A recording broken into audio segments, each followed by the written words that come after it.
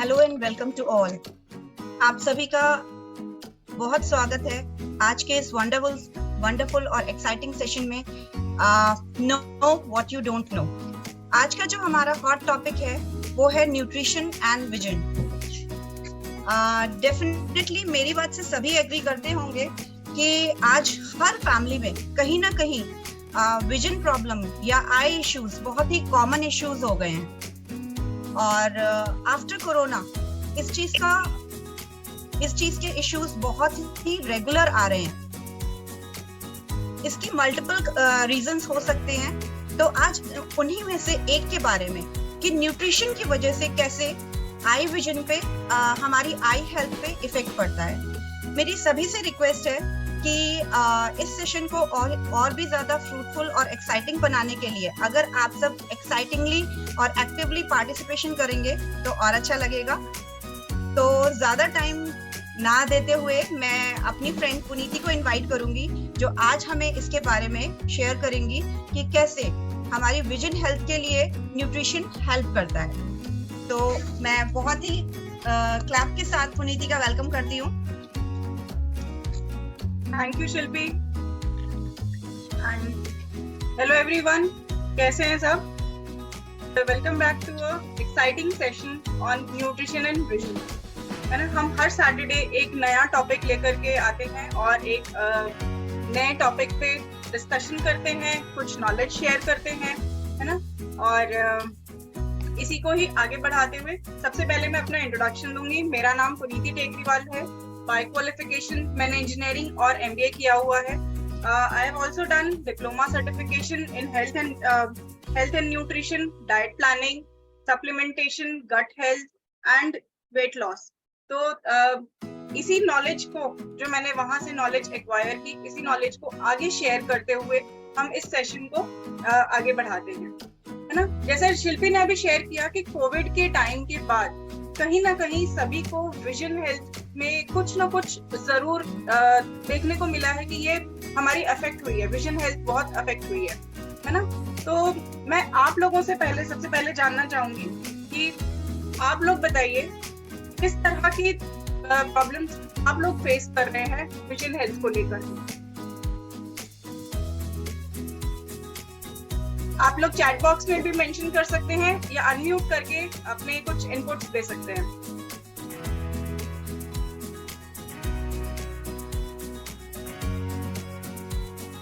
पुनीति, अगर मैं बात करूं तो मुझे लगता है ड्राई आईज की प्रॉब्लम बहुत ज्यादा कॉमन हो गई है। हाँ जी, एग्जैक्टली, ड्राई आईज बहुत ज्यादा कॉमन हो गया है।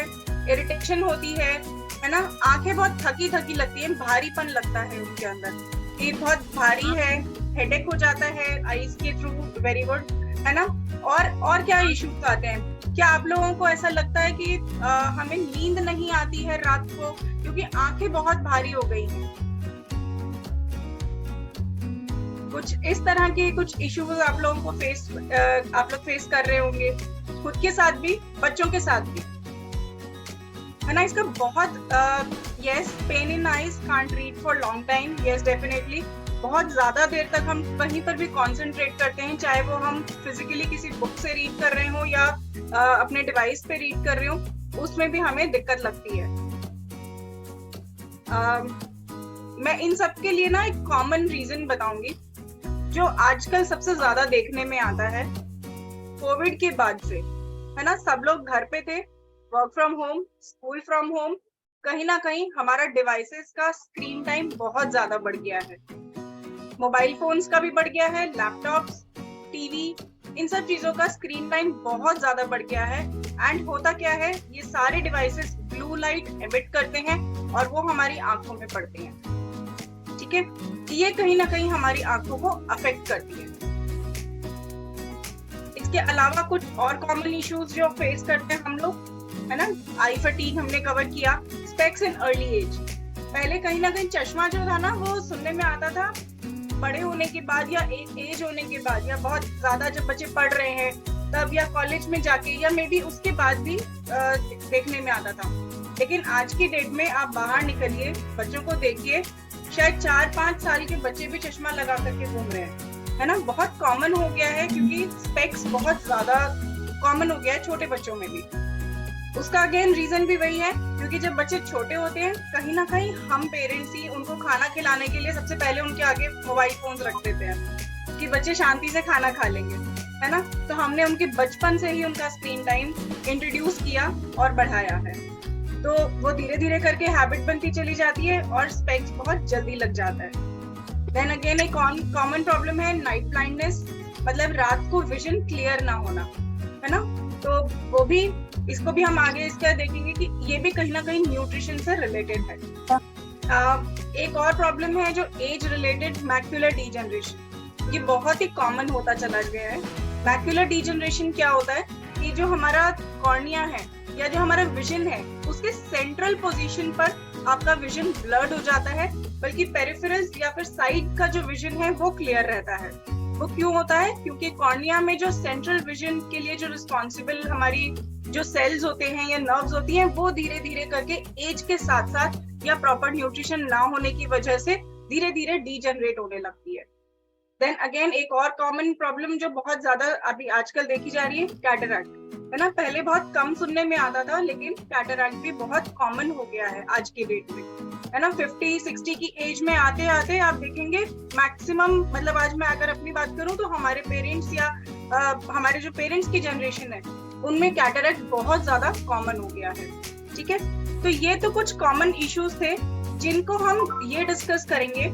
इनके रीजंस तो कॉमन है, हमें पता है, लेकिन हम जो डॉक्टर्स के पास तो जा रहे हैं, इसका ट्रीटमेंट जरूरी है। मैं ये नहीं बोल रही हूँ कि ट्रीटमेंट नहीं करना है, लेकिन इनको हम कैसे अवॉइड कर सकते हैं या लॉन्ग टर्म में कैसे न्यूट्रिशन, किस तरह का हम फूड लेकर के इन चीजों को लॉन्ग कर सकते हैं, प्रिलॉन्ग कर सकते हैं, है ना। जल्दी आने की बजाय इसको हम थोड़ा सा डिले कर सकते हैं। तो मैं आप लोगों से जानना चाहूंगी इन सब चीजों को आप कैसे प्रिवेंट करते हो। आप लोग चैट बॉक्स में भी लिख सकते हैं, आप अनम्यूट करके बोलना चाहे तो वो भी बता सकते हैं। नीति, जनरली हमने तो सुना है कि कैरेट खाने से आंखों की रोशनी बहुत अच्छी होती है और ये कॉमन सॉल्यूशन है जो आई थिंक सभी इस बात से एग्री करते होंगे, तभी बच्चों को बोला जाता है। बाकी और कोई अपना एक्सपीरियंस शेयर कर सकता है?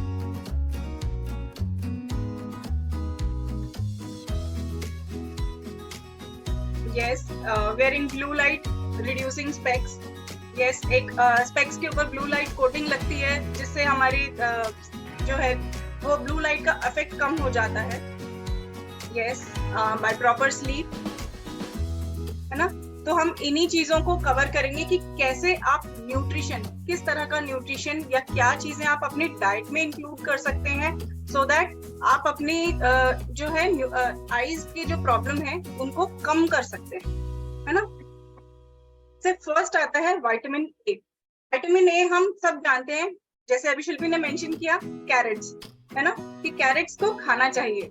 लेकिन क्यों खाना चाहिए या विटामिन ए हमें कैसे हेल्प करता है, हम थोड़ा सा उसको बताएंगे। जो विटामिन ए है ये आपके जो सरफेस है, हमारा सरफेस ऑफ आईज है, उसको प्रोटेक्ट करता है आई इन्फेक्शन से। इसके अलावा ये ब्लाइंडनेस और मैक्युलर डीजनरेशन, जो मैंने अभी थोड़ी देर लास्ट स्लाइड में डिस्कस किया था कि मैक्युलर डीजनरेशन जो होता है उसको प्रिवेंट करता है विटामिन ए। तो हमें विटामिन ए का जो क्वांटिटी है ना वो अच्छी तरह से लेना चाहिए। और हम कहाँ से ले सकते हैं विटामिन ए? कैरेट्स, जो कि सबसे कॉमन नोन सोर्स है, स्वीट पोटैटो, स्पिनच और एग्स, मिल्क, चीज, मतलब डेयरी प्रोडक्ट से भी हम अपने विटामिन ए की इंटेक को पूरा कर सकते हैं, ठीक है। नेक्स्ट आता है हमारा विटामिन सी, जो कि अगेन एक बहुत ही न्यूट्रिएंट है, विटामिन है ना। विटामिन सी बहुत जगह काम आता है, इम्यूनिटी पे तो काम करता ही है। विटामिन सी के बारे में शायद कोविड टाइम पे सभी जान गए हैं कि ये इम्यूनिटी पे काम करता है। अपार्ट फ्रॉम इम्यूनिटी ये हमारे कोलाजन को फॉर्म करने में हेल्प करता है, जो कि एक तरह का प्रोटीन है। वो हमारी आईज को स्ट्रक्चर देता है। इनफैक्ट हमारी स्किन में भी कोलाजन बहुत इंपॉर्टेंट है, स्किन में, टिश्यूज में, जॉइंट्स में, वहां पर उसको फॉर्म करने में हेल्प करता है। तो विटामिन सी हर चीज पे जो है हमें हेल्प कर रहा है। इसके अलावा जब हम कैटरेक्ट की बात कर रहे थे कि कैटरेक्ट भी बहुत ज्यादा कॉमन हो गया है, तो वहां पर हमें विटामिन सी इनटेक करने से हम कैटरेक्ट को भी प्रिवेंट कर सकते हैं। बेसिकली हमारे लेंस की, जो हमारी आईज के अंदर लेंस होता है ना, उसकी हेल्थ को मेंटेन करता है। तो अगर लेंस की हेल्थ मेंटेन रहेगी तो कैटरेक्ट जल्दी से नहीं होगा, है ना। और विटामिन सी के सोर्सेस आई गेस सभी जानते हैं, सिट्रस फ्रूट्स, है ना, lemons, lime, oranges, grapes, berries. Berries में बहुत अच्छा विटामिन सी कंटेंट होता है, जैसे स्ट्रॉबेरीज हो गया, क्रैनबेरीज हो गया, है ना, मलबेरीज। ये सारी बेरीज जो है ना, ये सारी विटामिन सी के बहुत अच्छे सोर्सेज हैं।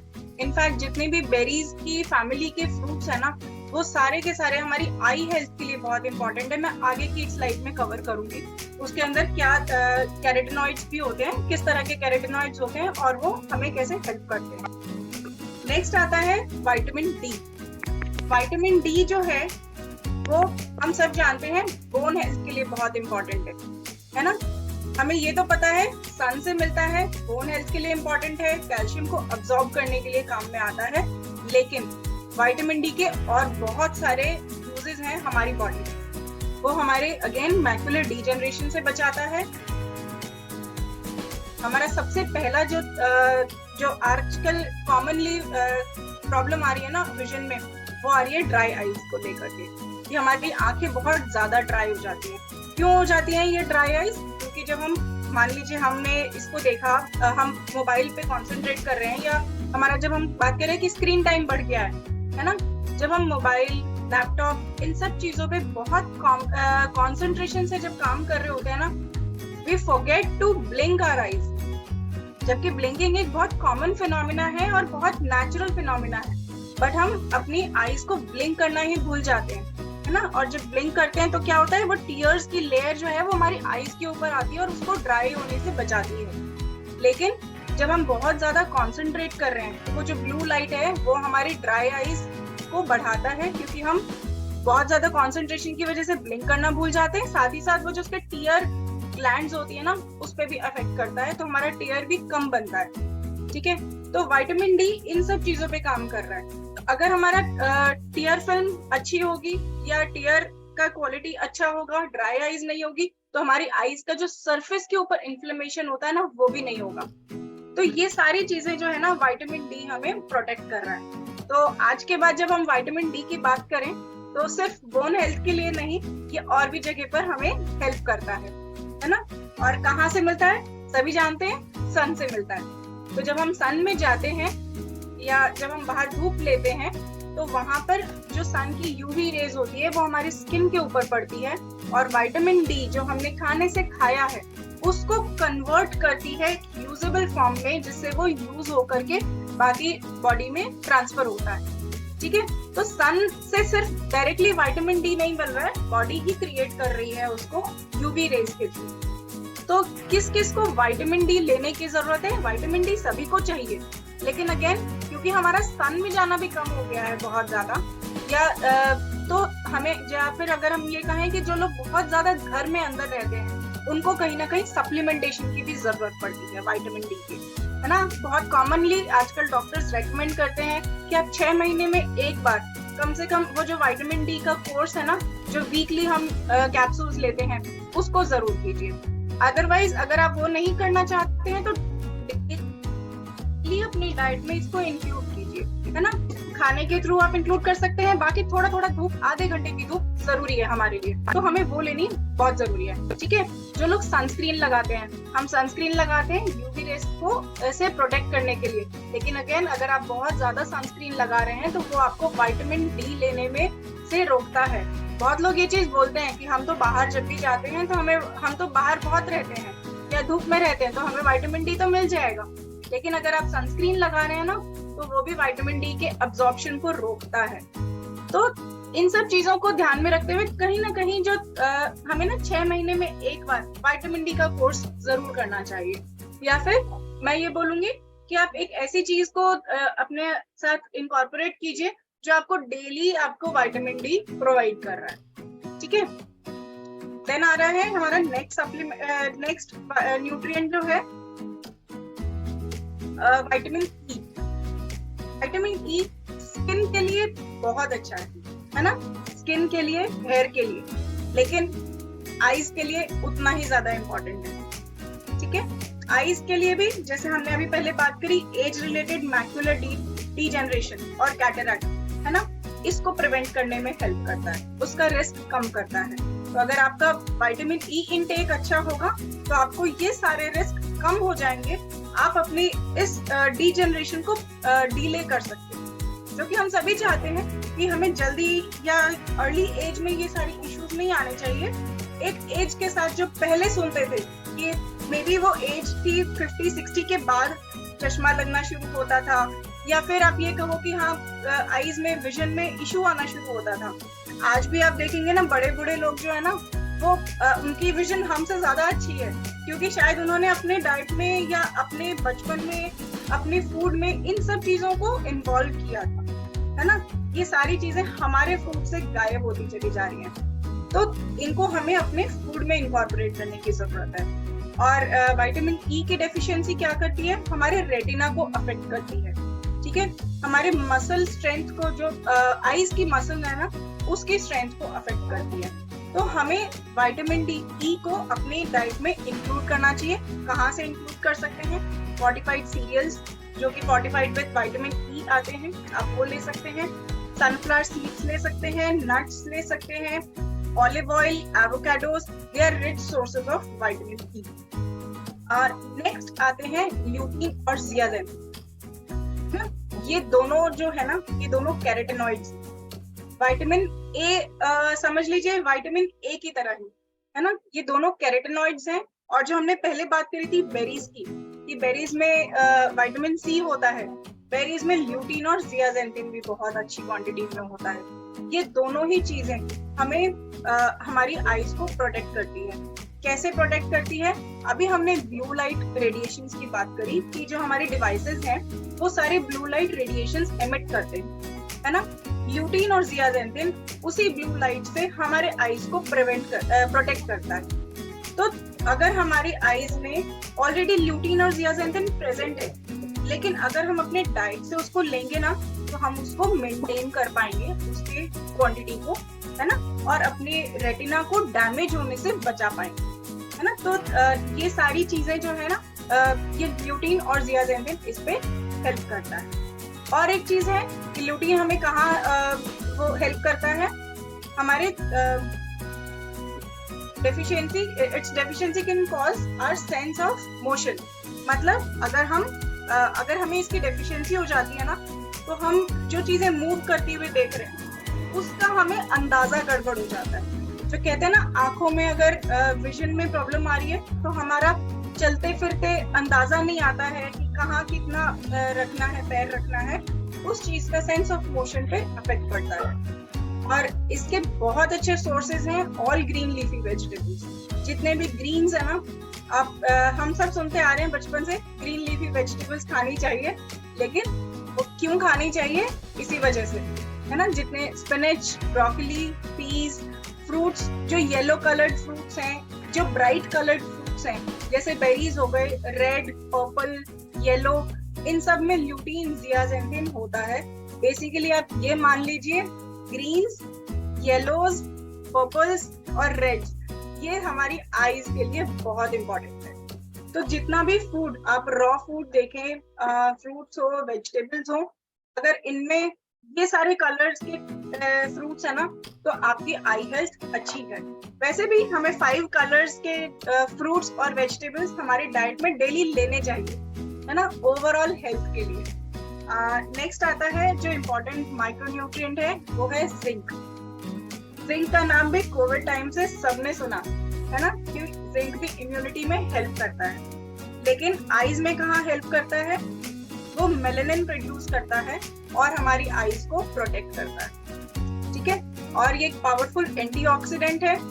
सेल डैमेज, जितने भी एंटीऑक्सीडेंट्स होते हैं, ये सारे हमें सेल डैमेज से बचाते हैं। इनफैक्ट इससे पहले जितने हमने विटामिन्स डिस्कस किए ना, वो सब एंटीऑक्सीडेंट्स हैं। तो जितने भी एंटीऑक्सीडेंट्स होते हैं वो फ्री रेडिकल से फाइट करते हैं और हमारी बॉडी के सेल्स को डैमेज होने से बचाते हैं। बेसिकली हर तरह का जो डीजनरेशन हमारी बॉडी में हो रहा है उससे हमें बचाता है। तो हमें हर तरह का जो एंटीऑक्सीडेंट है वो हमारी डाइट में इंक्लूड करना चाहिए, है ना। और इसके बेस्ट सोर्सेज हैं beans, nuts, yogurts, fortified cereals, legumes, seeds, है ना। Seeds such as pumpkin seeds, watermelon seeds, ये सारे हमें जिंक का बहुत अच्छा सोर्स है। देन आता है ओमेगा 3। ओमेगा 3 तो एक तरह का वंडरफुल न्यूट्रिएंट है जो कि हमारी बॉडी में सर से लेके पैर तक हर चीज पे हेल्प करता है। सबसे ज्यादा तो ओमेगा 3 वैसे भी हार्ट और ब्रेन के लिए तो इम्पोर्टेंट है ही, लेकिन 60% ऑफ आवर आई जो है ना उसका कॉम्पोजिशन ओमेगा 3 मतलब DHA का बना हुआ है, ठीक है। तो DHA को कंप्लीट करने के लिए हमें जो है ओमेगा 3 को अपने डाइट में इंक्लूड करना चाहिए। तो ओमेगा 3 कहाँ से मिल रहा है हमें? फैटी फिश जैसे ट्यूना, सैल्मन, है ना। जो लोग फिश खाते हैं आप देखिए उनकी आई हेल्थ, उनकी स्किन हेल्थ, हेयर हेल्थ बहुत अच्छी होती है। लेकिन अगेन आपको जो फिश आप कुक कर रहे हैं ना उसमें ध्यान रखना है कि बहुत ज्यादा ऑयल ना डालें, क्योंकि ऑलरेडी उनके अंदर अच्छा खासा ऑयल है, वो फैटी फिश है ना। और इसके अलावा अगर हम वेजिटेरियन सोर्सेज की बात करें तो walnuts, chia seeds, flax seeds, olive oil, broccoli, इन सब में बहुत अच्छी क्वांटिटी में ओमेगा 3 होता है ना। और जब हम बात कर रहे थे ओमेगा 3 की, अगेन ये क्या करता है हमें मैक्युलर डीजनरेशन और ड्राई आईज से प्रोटेक्ट करता है। तो सब आप देख रहे होंगे जितने भी हमने अभी तक न्यूट्रिएंट्स कवर किए ना उन सब को वो सब हमें मैक्युलर डीजनरेशन और ड्राई आईज से प्रोटेक्ट कर रहे हैं। आप एक चीज तो ये समझिए कि हम अभी खाना खा रहे हैं या जो हमारा जो लाइफस्टाइल है उसमें बहुत ज्यादा कहीं ना कहीं केमिकल्स का एक्सपोजर हो गया है। ये केमिकल्स का एक्सपोजर फ्री रेडिकल्स को बढ़ाता है और यही हमारे सेल्स को धीरे धीरे करके डैमेज करता है। आप कोई भी ऑर्गन उठाइए वहां पर डीजनरेशन बहुत कॉमन हो गया है और हमें उस समय तो पता नहीं चलता, लेकिन किसी न किसी डिजीज की फॉर्म में जब ये बाहर आता है ना तब हमें ये चीज समझ में आती है। तो हमें अपने न्यूट्रिशन से अपने डाइट से अपने न्यूट्रिशन को कंप्लीट करना बहुत जरूरी है, ठीक है। इसके बाद न्यूट्रिशन तो है ही, इसके साथ साथ हमें कुछ आईज की एक्सरसाइजेस भी करनी चाहिए। मैं सभी से रिक्वेस्ट करूंगी, बहुत अच्छा लगेगा अगर आप लोग कैमरा ऑन करके बैठे और हमारे साथ एक्सरसाइजेस करें। मैं सिर्फ यहाँ पर बता के नहीं छोड़ूंगी कि एक्सरसाइजेस क्या करनी है ना। हम लोग यहाँ पर एक छोटा सा 5 मिनट का सेशन करेंगे जिसमें हम एक्सरसाइज करेंगे साथ में।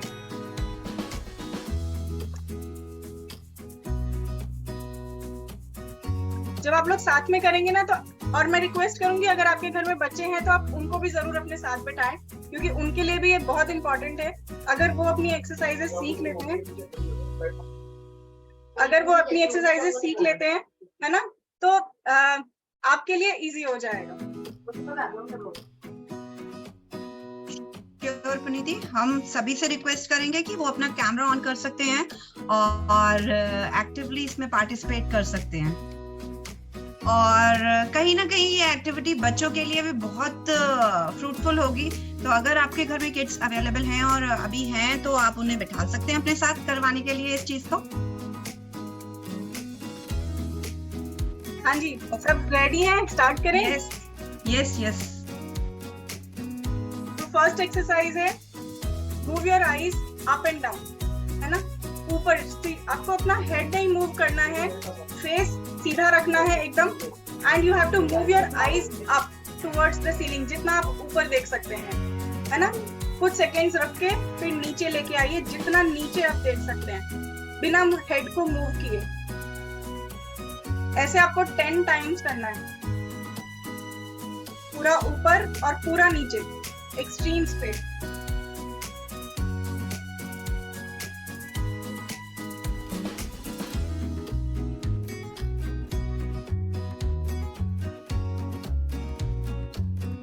ठीक है, नेक्स्ट है move your eyes left and right, extreme left and extreme right. Again अपना सर मूव नहीं करना है। इसको भी हम 10 टाइम्स करेंगे।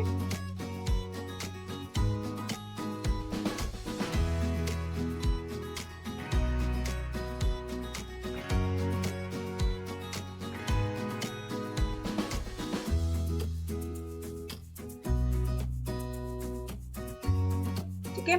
नेक्स्ट है डायगनली, इसमें दो डायगनल्स बनेंगी, आपका top left corner and bottom right corner, है ना। तो यहाँ से नीचे ऐसे पहले एक डायगोनल पूरा करेंगे 10 टाइम्स,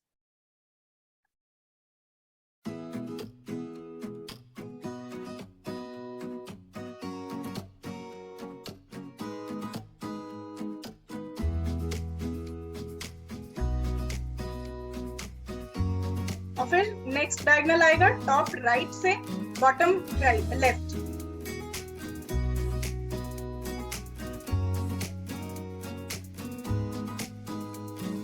हो सकता है स्टार्टिंग में आपको आईज में थोड़ा सा स्ट्रेन लगे, क्योंकि जो मसल्स काम नहीं कर रही है ना, बहुत हमने उसको रेस्ट दे रखा है। उसको एक बार जब हम कहीं पर भी कुछ काम करते हैं उसके साथ उसको यूज करते हैं तो थोड़ा सा स्ट्रेन आता है ना। नो इश्यूज, आप इसको कंटिन्यू कीजिए। थोड़े दिन जब आप करेंगे ना इसको लगातार, आपकी आईज की मसल्स में स्ट्रेंथ आएगी। नेक्स्ट करना है हमें क्लॉकवाइज एंड एंटी क्लॉकवाइज। तो फर्स्ट टाइम करेंगे हम 10 राउंड्स क्लॉकवाइज के और 10 राउंड्स एंटी क्लॉकवाइज के। जितना बड़ा सर्कल आप बना सकते हैं ना, उतना बड़ा सर्कल बनाइए।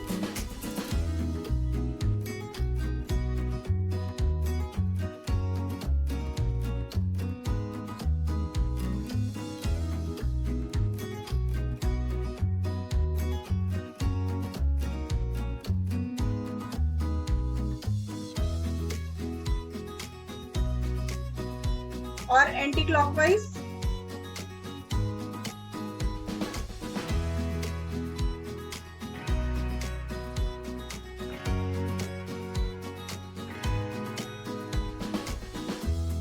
ठीक है। नेक्स्ट आता है, ये बहुत इंपॉर्टेंट है हमारे फोकस को इम्प्रूव करने के लिए, बेसिकली हमारी लेंस को इम्प्रूव करने के लिए, आईज के लेंस को। ठीक है, हम बहुत ज्यादा टाइम ना जब मोबाइल, लैपटॉप या रीडिंग इनमें लगाते हैं ना, तो हमारा फोकस सिर्फ नियर विजन पे रहता है ना। जो चीज हमारे एकदम पास में है उसके ऊपर फोकस करते हैं और दूर फोकस नहीं करते हैं। हमारी आईज को रिलैक्स करने के लिए, जैसे अभी चैट बॉक्स में किसी ने डाला था कि हम बहुत ज्यादा टाइम तक एक ही जगह पर रीड नहीं कर पाते हैं, है ना, तो रीडिंग में डिफिकल्टी होती है। तो ये एक्सरसाइज आपको उसमें हेल्प करेगी। आपको सबसे पहले इस तरह से अपना थंब लेना है और दूर सबसे पहले अपने नाक के पास रखना है। बेसिकली नोज की जो टिप है ना, उसके पास आपको अपना थंब रखना है और दोनों आईज से इस थंब के ऊपर कंसंट्रेट करना है। और फिर इसको धीरे धीरे मूव करके अपने से दूर, पूरा 1 हैंड डिस्टेंस जो है ना वहां पर ले जाना है। आपको इधर उधर कहीं नहीं देखना है, मूव करते टाइम सिर्फ थंब के ऊपर ही देखना है। ठीक है, जब आपने इसको सामने आप इसको देख रहे हैं, कुछ टाइम तक इसको देखिए और उसके बाद आपके पीछे, थंब के पीछे 10 फीट दूर आपको किसी भी ऑब्जेक्ट के ऊपर फोकस शिफ्ट करना है। ठीक है, आपके सामने 10 फीट दूर कुछ भी, आप जैसे खिड़की के पास खड़े होकर कर सकते हैं, तो दूर के ऑब्जेक्ट की तरफ फोकस शिफ्ट करना है। तो ये आप बैठे बैठे कभी भी कर सकते हैं। आप ऑफिस में काम कर रहे हैं, लैपटॉप पे काम कर रहे हैं, उसके बीच में 5 मिनट का ब्रेक लीजिए और इस तरह की एक्सरसाइजेस आप कीजिए। आईज को बहुत ज्यादा रिलैक्स फील होगा। इसको आप कम से कम 5 to 10 टाइम्स आप इसको कीजिए। आईज के जो लेंस है ना, उसके फोकस को जो है ना उस पे रिलैक्स होगा। जब आप फोकस को चेंज करेंगे तो आपको बहुत अच्छा फील होगा। इसके बाद हमारी नेक्स्ट आ रही है blink fast for 10 seconds. 10 seconds तक आपको ऐसे ऐसे फास्ट मूव करना है अपने आईज के आईलिड्स को। ठीक है, बहुत फास्ट ब्लिंक करना है। इससे जो टीयर ग्लैंड्स हैं वो एक्टिव होती हैं और टीयर की एक बहुत अच्छी फिल्म बन जाती है सरफेस के ऊपर।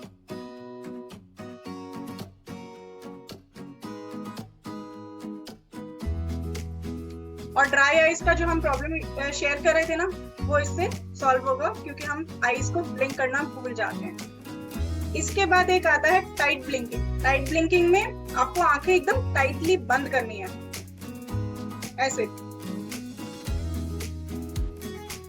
और फिर पूरी खोलनी है, पूरी ओपन वाइड।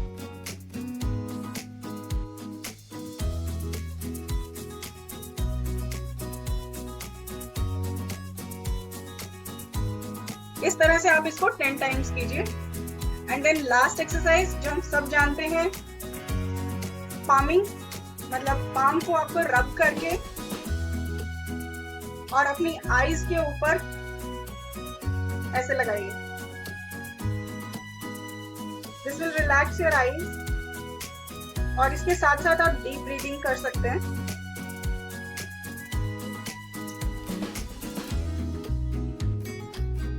है ना? कितना टाइम लगा? 5 मिनट। सिर्फ 5 मिनट की ब्रेक लेनी है बीच में, और इसको आप कीजिए। कुछ भी काम कर रहे हैं बहुत देर तक, लैपटॉप पे, मोबाइल पे या रीडिंग, है ना, ये कर रहे हैं, 5 मिनट की ब्रेक लेकर के बीच में इसको कीजिए। आपकी आईज को रिलैक्स करेगा। जो हम चश्मे के नंबर की बात कर रहे थे कि छोटे बच्चों को भी लग जाता है, सब साथ में बैठ के कीजिए, बच्चों को भी करवाइए, है ना। तो बच्चे भी जब करेंगे ना तो उनके चश्मे का नंबर भी थोड़ा डिले हो जाएगा, जल्दी से नहीं लगेगा। और अगर चश्मा लग भी गया है उसके बाद भी आप कीजिए, जरूर फर्क आएगा इससे।